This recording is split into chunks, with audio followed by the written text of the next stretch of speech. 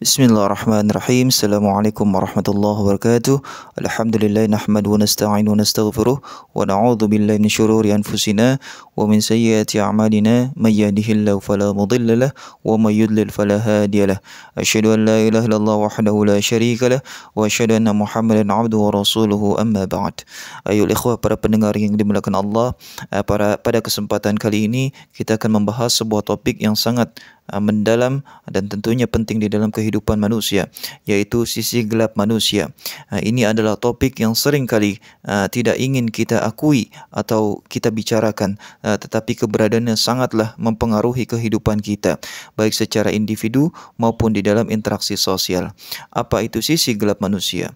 Sisi gelap manusia merujuk pada bagian-bagian di dalam diri kita yang sering kali tersembunyi atau kita coba untuk hindari. Ini adalah aspek-aspek kepribadian seperti keegoisan, kemarahan, keserakahan, ketakutan, dan kecenderungan untuk merugikan orang lain.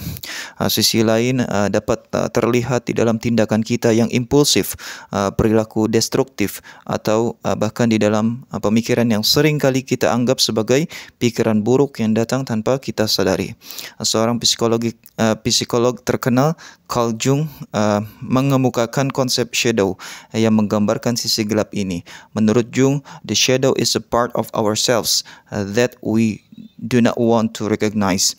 It consists of those aspects of our personality that we refuse to acknowledge or deny because they are unpleasant or uncomfortable. However, it is only by confronting our shadow that we can achieve true growth and self-awareness.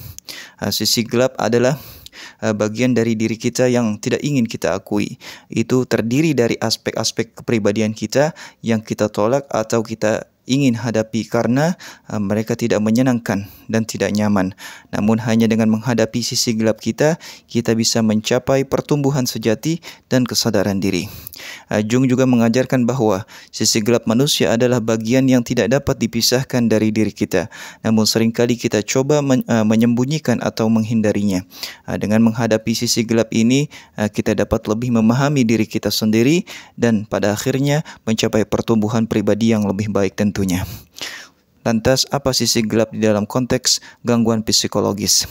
Secara ilmiah, sisi gelap manusia seringkali menjadi akar dari berbagai gangguan psikologis seperti depresi, gangguan kecemasan, stres pasca trauma atau PTSD, dan bahkan gangguan kepribadian seringkali berhubungan dengan ketidakmampuan kita untuk menghadapi atau menerima sisi gelap tersebut. Pikiran negatif, emosi yang terpendam, atau pengalaman traumatis yang tidak diselesaikan bisa memperburuk kondisi mental seseorang. Di dalam psikologi, kita mengetahui bahwa penolakan atau penyembunyian sisi gelap ini dapat menyebabkan perasaan cemas, frustasi, atau bahkan keputusasaan.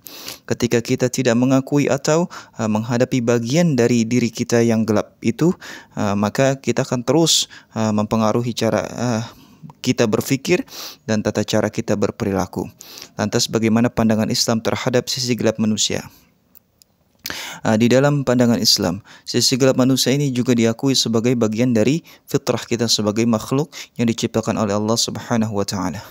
Allah Subhanahu wa taala berfirman, "Wa nafsi wa ma sawwaha fafujuraha wa taqwaha." Dan jiwa serta penyempurnaannya, maka Allah mengilhamkan kepada jiwa itu jalan kefasikan dan jalan ketakwaannya. Ayat ini mengajarkan kita bahwa jiwa manusia memiliki potensi untuk cenderung pada kebaikan dan keburukan. Sisi gelap kita adalah bagian dari ujian hidup yang Allah berikan kepada kita. Kefasikan dan ketakwaan adalah pilihan yang kita hadapi setiap hari, dan keseimbangan jiwa hanya dapat tercapai jika kita mengakui dan mengelola sisi gelap kita dengan bijak tentunya. Namun, Islam juga mengajarkan kita untuk berusaha menghindari perbuatan buruk dan selalu berusaha memperbaiki diri. Di dalam hadis Nabi Muhammad SAW, beliau bersabda, "Sesungguhnya Allah tidaklah menurunkan suatu penyakit kecuali Dia menurunkan penawarnya." Ini menunjukkan bahwa kita tidak perlu takut atau merasa malu dengan sisi gelap kita selama kita berusaha untuk mengenali, mengelola, dan memperbaiki sisi gelap tersebut.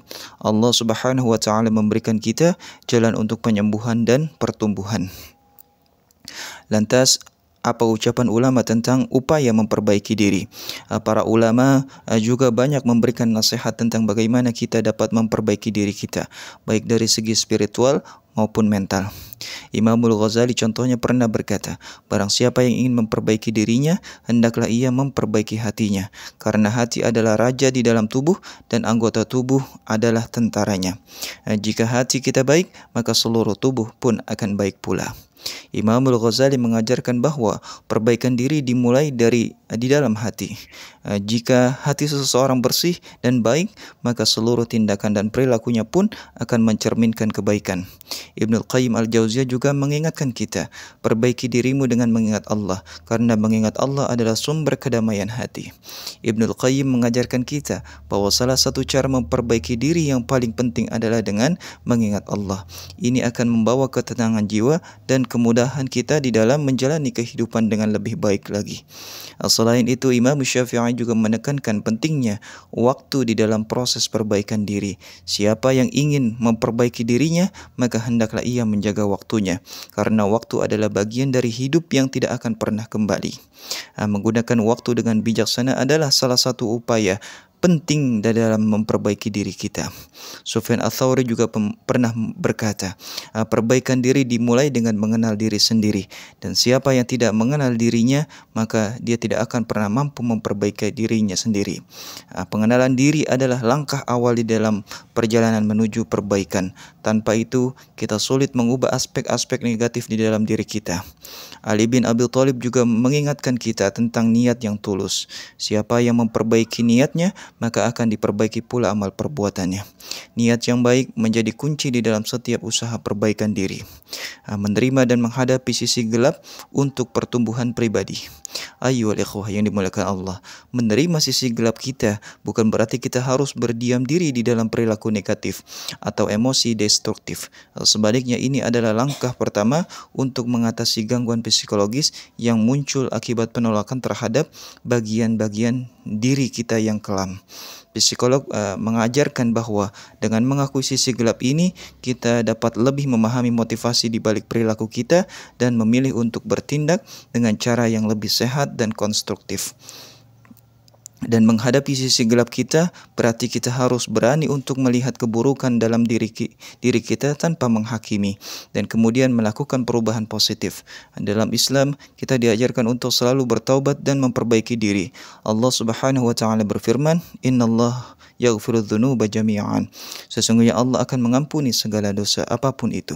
Ini menunjukkan bahwa setiap individu tidaklah peduli seberapa gelap sisi mereka, memiliki kesempatan untuk mengubah diri dan mencapai pertumbuhan dan melalui taubat dan perbaikan diri.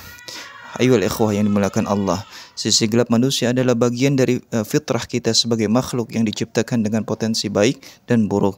Kita harus berani mengakui dan menghadapi sisi gelap tersebut, baik dari perspektif ilmiah maupun spiritual. Dengan mengakui sisi gelap kita membuka jalan untuk pertumbuhan pribadi yang lebih baik lagi tentunya, baik melalui usaha pribadi maupun melalui panduan agama. Semoga kita semua diberikan kemampuan untuk mengolah sisi gelap dalam diri kita dengan bijak dan dapat mencapai keseimbangan jiwa yang membawa kita pada perbaikan di dunia dan di akhirat. Hadanallahu wa iyyakum ajma'in. Wassalamualaikum warahmatullahi wabarakatuh.